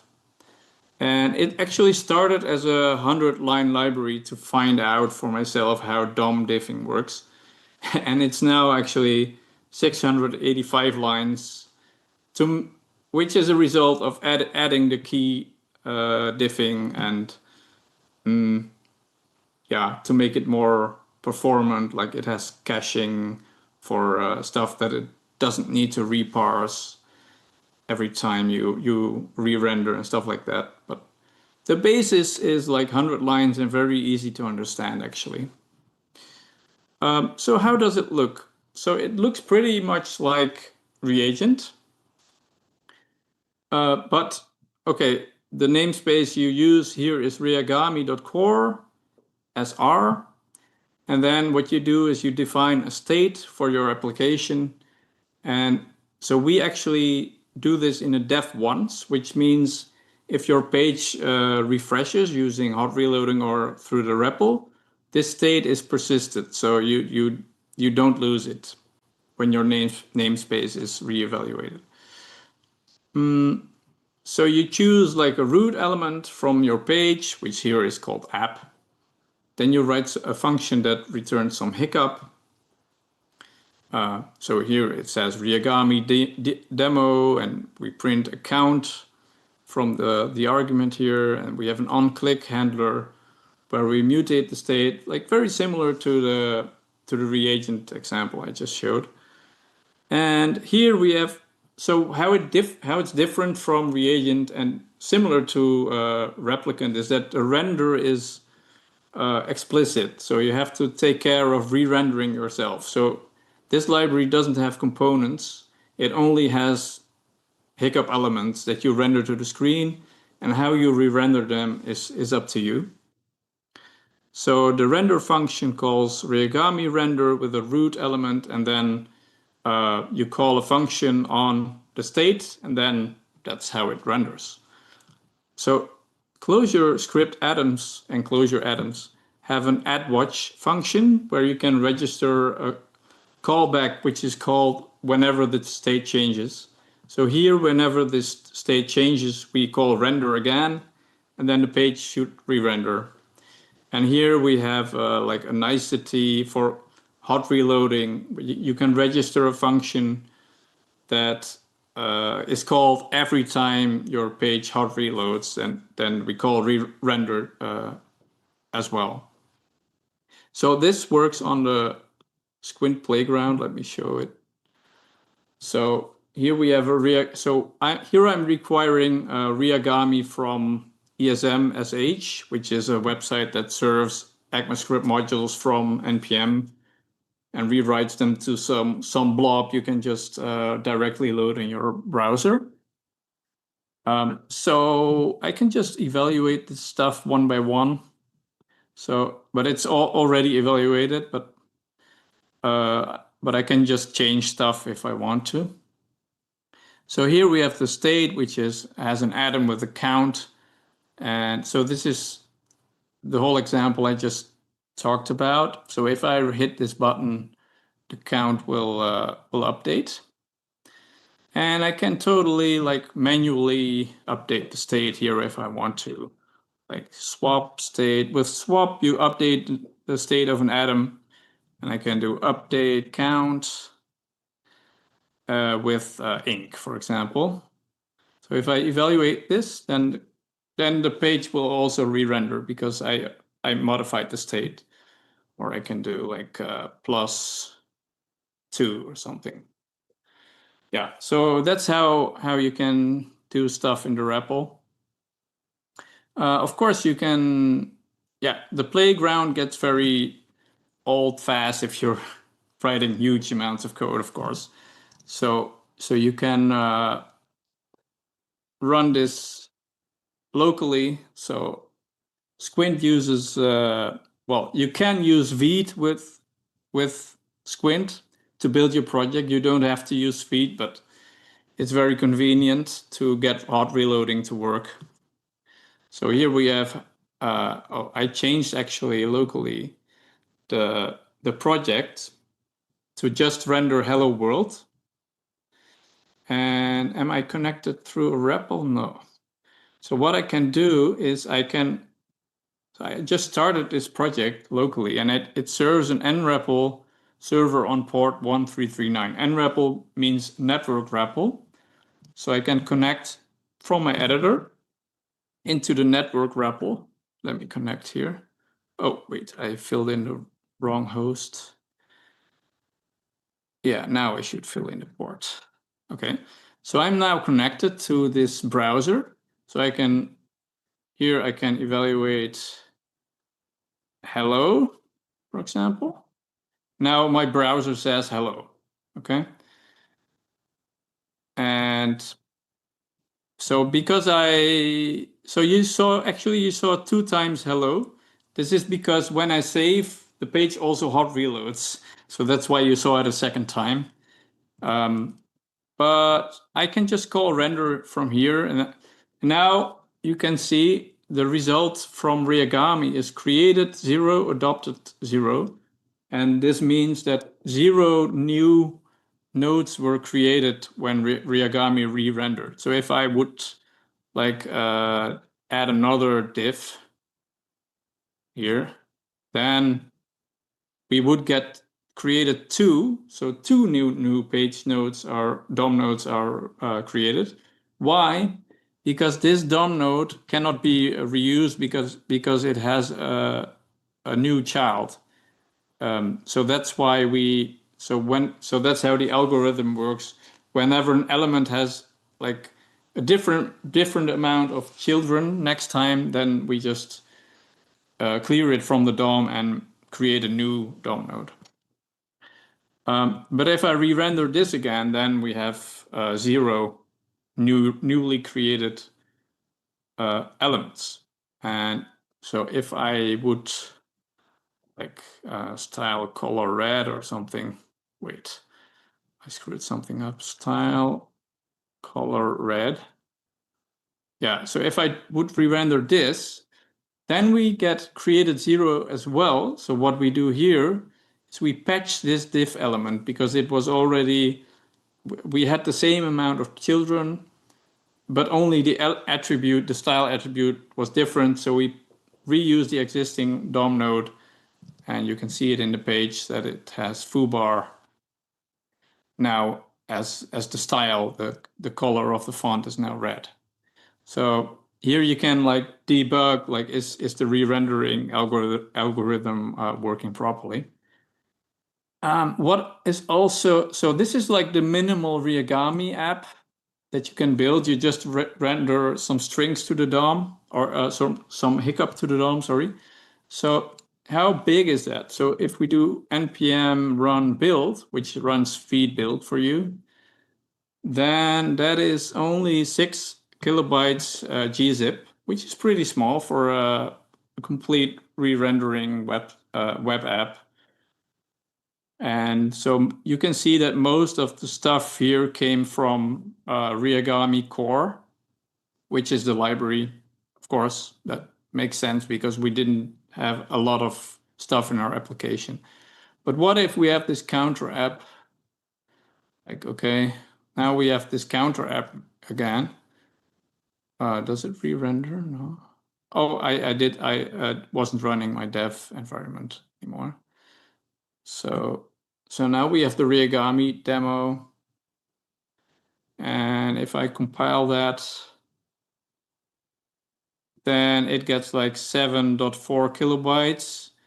And I'm actually using more stuff now from Squint itself, because I'm now using atoms and swap and update, which are all functions that are coming from Squint that I was not using before. So that's kind of the sizes you get with Reagami apps. Okay, let's see, what more do we go? Oh, yeah, so the diffing algorithm is pretty, well, initially it was pretty basic with the 100-line library.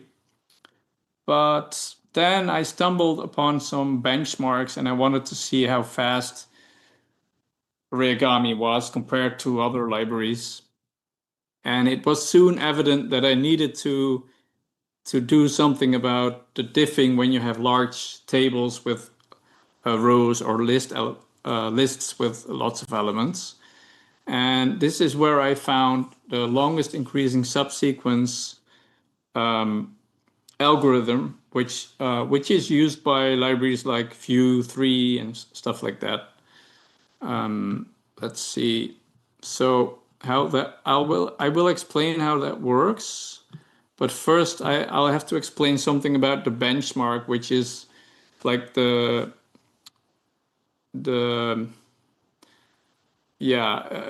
benchmark that a lot of people are using to compare like how fast is my framework React or compared to React or whatever.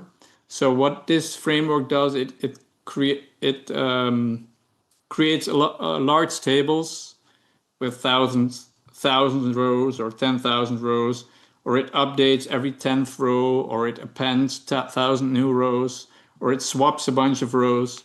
And this benchmark then finds out how fast your framework is doing that. And if you are not having something like key reconciliation, then things get pretty slow.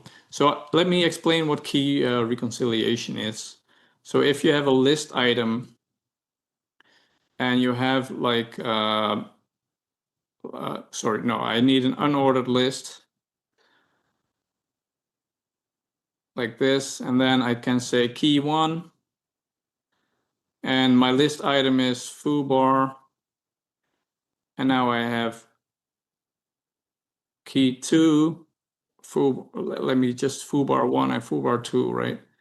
So let's see, I'm not running my app.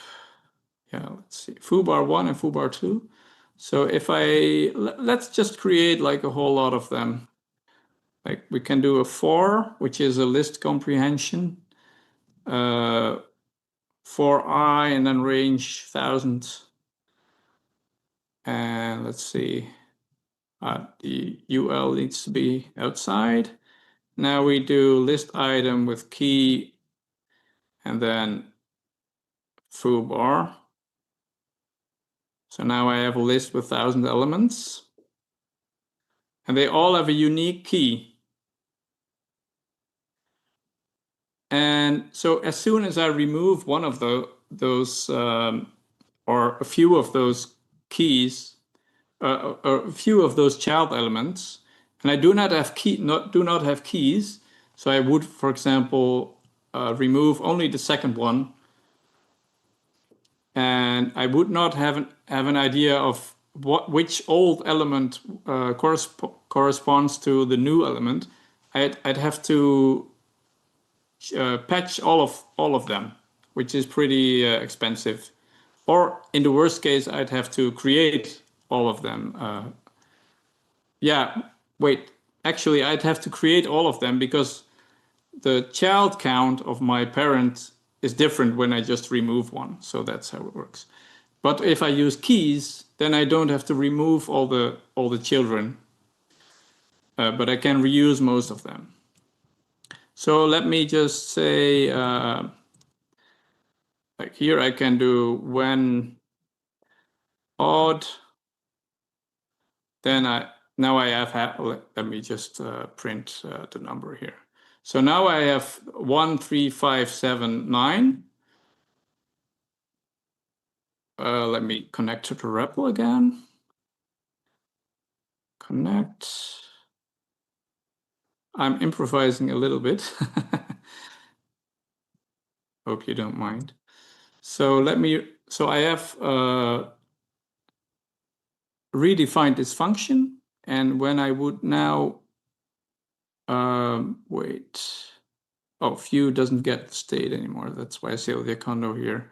complaints. And if I would render now, you can see that it created 0 new ones because it still remembered what old elements corresponded to the new elements, right? And if I would now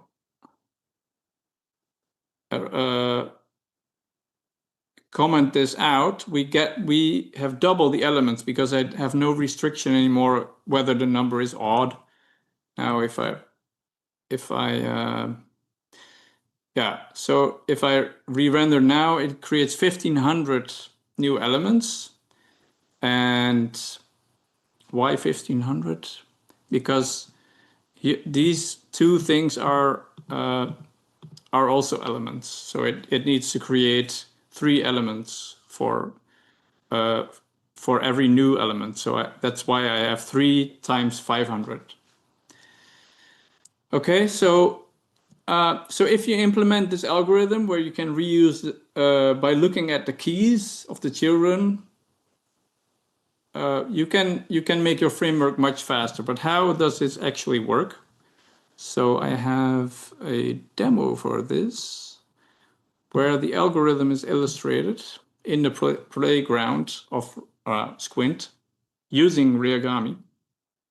So for example, if we have a simple swap example, so here we have the old children, A, B, C, D, E. And the new situation is A, D, C, B, E. So we see that D and B are swapped. And assume that these children all have a key. So Reagami can find out what old element corresponds to a new element, right? So how do we patch the DOM in this algorithm? Well, first we calculate the longest increasing subsequence. So A is already in the right place. And the longest increasing subsequence has to be a relative to each other, which means there may be elements in the middle of the existing elements for the subsequence to be a valid subsequence. So here D is the old node, and we reuse it. It's at the old index 4. C is already at the right location at index 3. B was at the old index 2, so 1, 4, 3, 2. And E is at the right, already at the right location, and it was at index 5. So now we have 1, 4, 3, 2, 5. And the longest increasing subsequence is 1, 2, 5. So 1, then 2, then 5. So these numbers are increasing. And we try to find the longest sequence in these numbers that are increasing, relatively speaking. So now what we do is we work from right to left. So the E child is already in the subsequence. So we leave it, so the subsequence that we identified 1, 2, 5. So we leave it where it is. And then we go to the one that's next to it, on the left of that child. B was also in the subsequence, so we leave it where it is. Now C was not in the subsequence, so what we do, we move C before B. So C becomes, these are the children in a DOM, and now we move, C was here, and we move it before B. D was also not in the subsequence, so we move D before C. And A was already in the subsequence, and now we have to do nothing. So, and this is how the patch algorithm efficiently reorganizes stuff. Because of time, I won't show all of these other examples, but you can maybe like have a little bit of a feeling for how that works. Okay, let's see. So, okay, so if you compile this benchmark example, that was this benchmark example, with different frameworks. I have only looked at Clojure frameworks, ClojureScript frameworks, because that's what I'm familiar with. And so if you compile that to the same application to a final optimized build, in Reagami, you end up with like around 9 kilobytes. So Replicant was ported to also work with Squint. That's almost like 17 kilobytes, 18 kilobytes. And Reagami on ClojureScript is almost 30 kilobytes. And Replicant on ClojureScript is almost 40 kilobytes. And then you get a huge increase because these are all React free. And these libraries, UIX, Helix, and Reagent, are all using React, which gets a lot of bundle size on top of that. But how do these frameworks perform in this benchmark? So UIX was the fastest. And React is pretty fast and optimized. I mean, it has existed for a long time and they optimized everything they could. So that's no surprise. But Reagami actually performed almost equally as well as the React example. Then Helix is also based on React. So you can see it's in the same ballpark. And Reagami on ClojureScript is even a little bit slower than Reagami in Squint. That's also a fun thing to see, but it doesn't matter that much. Then Reagent, it's also based on React. And then we have Replicant on ClojureScript or Squint, which is not optimized maybe as aggressively as it can be, but maybe that can come in the future. But you can see that we have pretty good performance while we have like 1/10 of the bundle size that the React wrappers have. I mean, to be totally fair, Reagami doesn't have a lot of features, so that's maybe why there is a huge difference. But if maybe you don't need a lot of features, and that's kind of the take that Reagami has. Like, it tries to be minimal. So we saw the render function, how that works and how it efficiently updates the DOM. And there is one more piece of API that you need to know to work efficiently with Reagami. And this is the whole API, I promise. This is everything, the render function and the onRender hook. So what you can do with the onRender hook is on an arbitrary DOM element, you can say, you can put a function, a callback, that gets called when the element is mounted into the DOM, when the element is updated, or when the element is unmounted. And these are called after that has happened. And so what you can do here, the lifecycle, it is one of these values. The node in this map is the DOM node itself.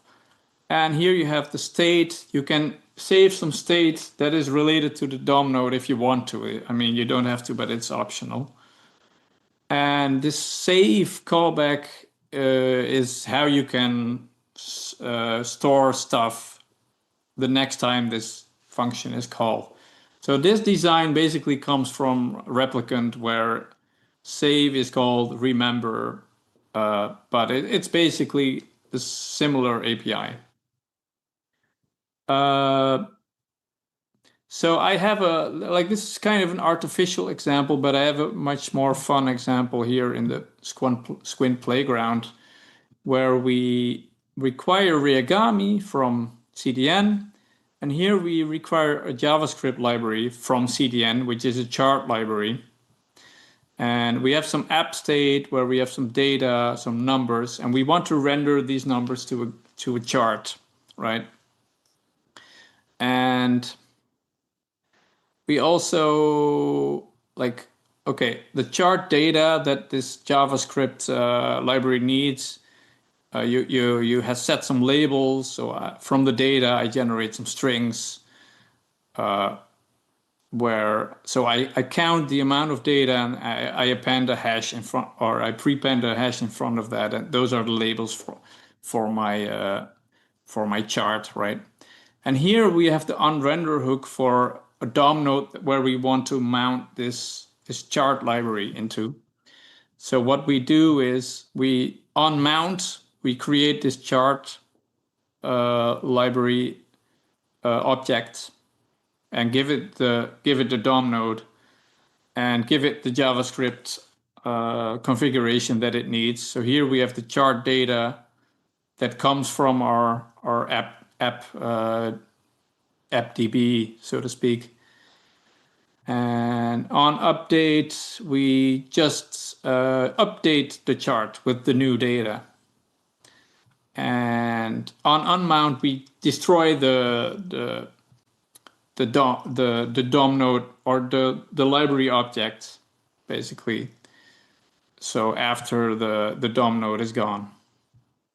So that's basically how that works. So we have a UI where you can click, like you can generate new data, random data here, or you can unmount the chart and remount it. You see that the data is still here. Or you can just play manually with the app state and add an element to the data, and you can see that it re-renders here using this JavaScript library. So that's how you kind of communicate with other libraries in the JavaScript ecosystem using the onRender hook. Let's see.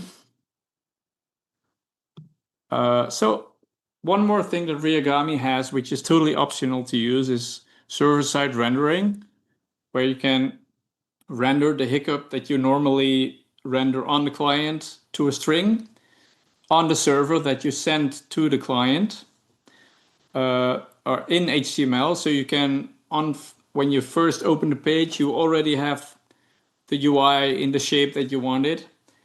And then when JavaScript kicks in, Reagami can hydrate those nodes and then you can re-render like you normally do.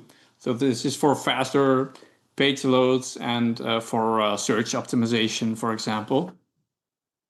So here I created an example here where I have a backend which serves like a CRUD table rows, 1 million rows from a CRUD table, and I made a virtual scroll where it only shows like 50 rows at a time, and you can scroll through it. I can start this demo where here I have it. I have to kill my other project here, yeah. So okay. So the backend here runs in Babashka. Let me see, yeah. And what this does actually is I don't have any client state. I have one end. I have one. How do you call it? I have one. Wow, I forgot the word for like a REST. Like a endpoint. Endpoint. Yeah, sorry. I have one REST endpoint which serves the state over SSR. SSE, server sent events. Like this is a little bit inspired by how Datastar does things. So Datastar sends HTML updates over server sent events and compresses it with Broadly. What I did here was I sent the app state over SSE and compressed that with Broadly.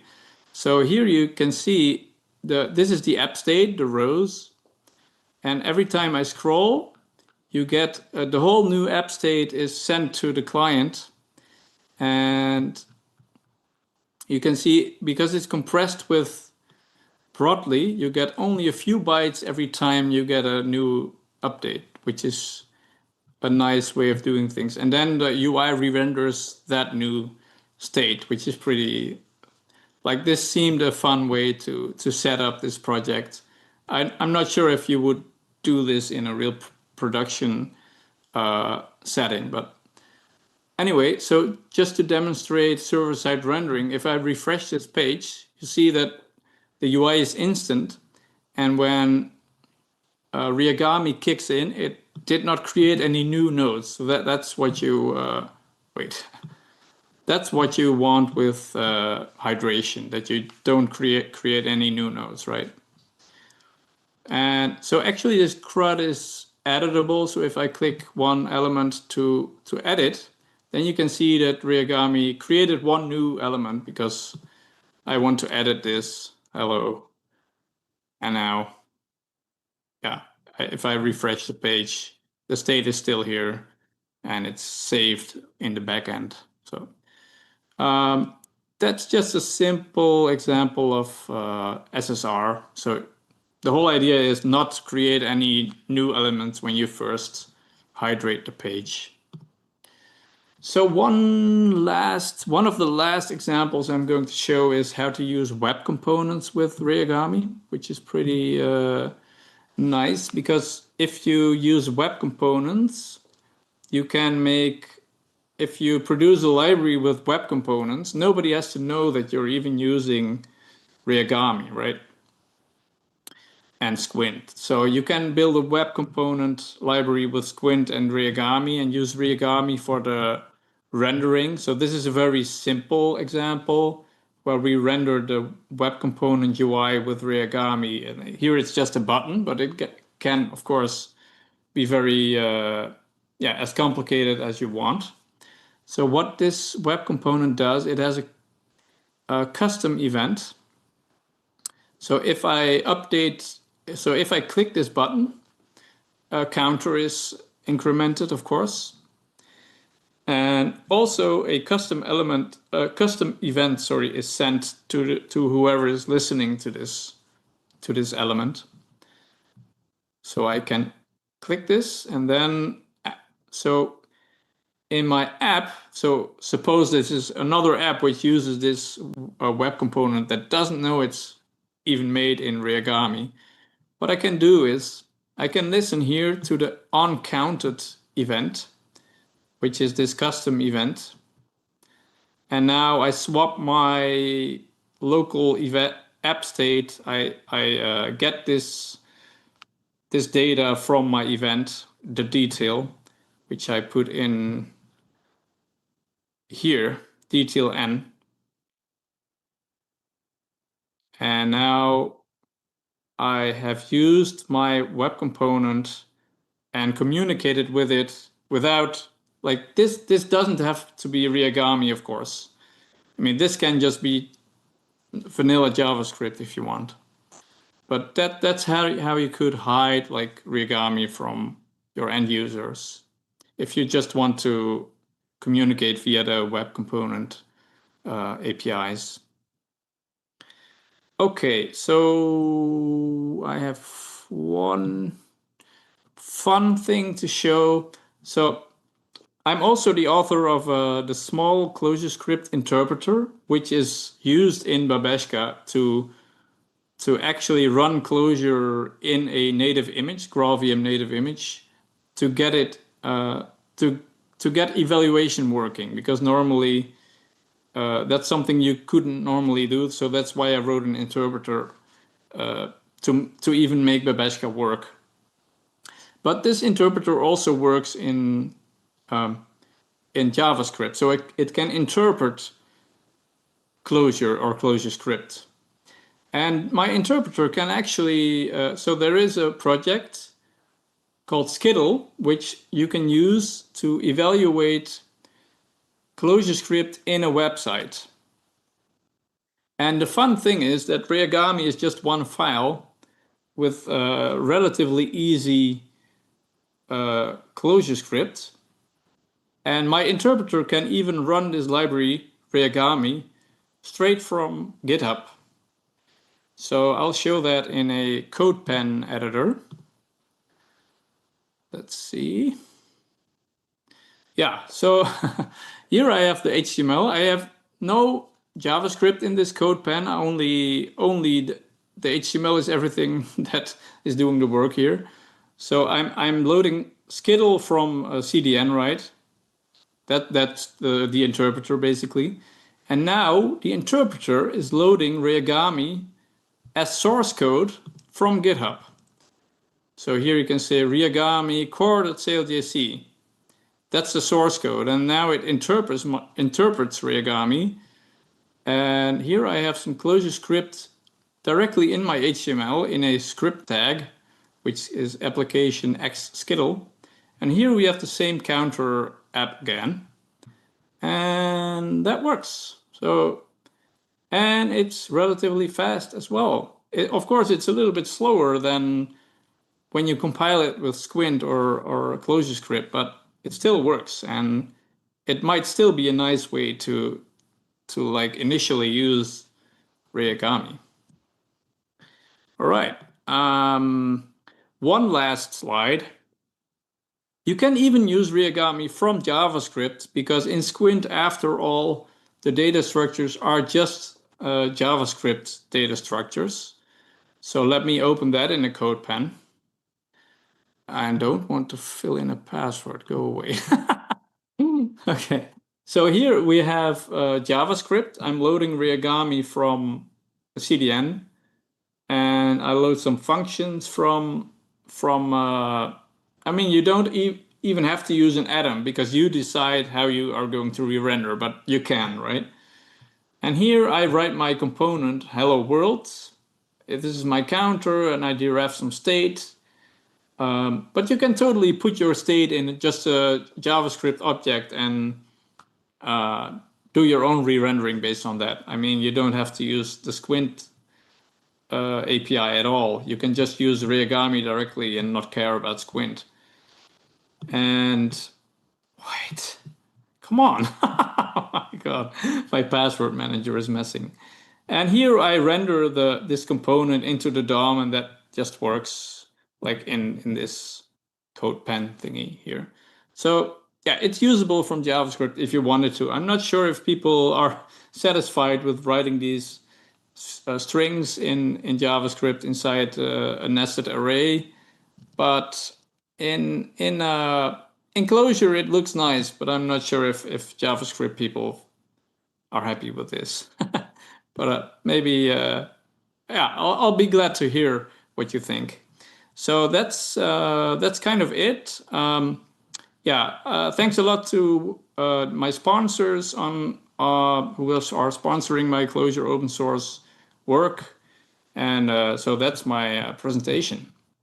So I wonder, do people have any questions? Thank you very much. Thank you for a very nice presentation. Yeah, I'll start shoot some questions. There was like a question or a thought, like, but I guess that's more complicated. You did a comparison with speed and sizes towards different libraries. Yeah. Someone else, like, have you done a pure comparison to TypeScript? But that, of course, is tricky, because a TypeScript you could write, you could write whatever you like in TypeScript. It's maybe easier to compare to other libraries. Right. It's a library comparison, not a language comparison. Yeah. Hence, yeah. I'm just wanting to do that. Do you have any actual users of Reagami? Like actual, do you know any production site that uses it, or anyone that's using it for some kind of? Yeah, so there is a browser extension which uses it, which is called EPUB, EPUBB, I think. Yeah, okay. And so what you can do with EPUB is you can use it as a kind of a temper monkey kind of plugin to manipulate your sites. And it uses a small Clojure interpreter. So you can write your scripts in Clojure. Even on websites where you cannot use JavaScript eval, because the small Clojure interpreter works without eval. So if you do have eval, it uses that to make it faster. But it also works like in pure interpretation mode. So you can even use this plugin on sites that have this security flag. Yeah. And the admin panel of this plugin is made in Reagami. Cool. And so far, I don't think a lot of people are using Reagami yet because it's pretty new. And there's already plenty of choice in the ClojureScript ecosystem to do this kind of stuff. So it's Right. you have to be very patient to get users in this area, I think. Yeah. There was one more question from one of the viewers, like, can you make it work in GitHub code spaces? You showed in the last one of the last examples, you just showed like you could write code straight into HTML editor and then in an editor in a sense. GitHub code spaces. I haven't looked at that yet, so maybe I should. Yeah, me neither. So I don't know, but I'm guessing it's like what you showed in the last. This is my guess, of course. It's some kind of editor online, code pen editor style. Okay. Guessing. Yes. What was like the? How should I put it? What do we gain and lose by removing React? Is it just speed, or is there other things? Well, so React is component based, right? So, and components let you do selective re-rendering based on the arguments. So if the arguments are the same values by value equality, then you can get more efficient re-rendering, I guess. But the philosophy of Replicant was, well, most CRUD apps or most like Office-like apps do not really need this kind of selective updates for performance, because you can, even with this big CRUD table in the benchmark, you can see that you can just re-render the whole screen like a bunch of times and still like have good performance, and nobody like really pays attention. So maybe we don't need like a lot of stuff that React has anymore. And I think that has been the trend lately. Like a lot of people are also using Datastar, where you produce your HTML on the server and just re-render the whole page every time. I mean, you can do that more efficient as well, but that's like the first use case of Datastar is just re-render the whole screen. And like 90% of front-end apps are fast enough that way, probably. Yeah. And unless you're doing like very performance-heavy stuff that you need to optimize, and then you can dig into that. But so yeah, maybe things are changing, and we don't need React as much as we did before, because also browsers are getting faster and faster. Right. Do you see Squint replacing ClojureScript for some types of applications, or is it more like a add-on or? Yeah, so it's mostly for people who want to be open to the JavaScript world and publish libraries that are also consumable for JavaScript. And so for libraries that have to be like small in size for people to even use them. And I think actually most people who use ClojureScript are using it for their like company front ends, like their enterprise front ends, and are not writing these kinds of libraries. So I think that this is still a place that needs to be discovered more, and not the primary use case of ClojureScript. So it kind of fills in a niche, I think. Right. What's your like key takeaway when building Reagami or doing this in comparison? So my key takeaway would be like the blog that I wrote, like in 100 lines of code, you can do a lot of stuff that React can. You can actually understand it, and it's fun to learn how it actually works. Yep. So that's, I think, it's fun to dig into how something works. I never tried it like after using React for more than a decade. I never tried to write my own, but it wasn't actually that hard. Interesting. Yeah. Yes. Then thank you very much for your presentation, and thanks for coming on. It was very interesting. Thank you, and also Yeah, for thank the you. also daring to always do live demos. You never know what happens. I did.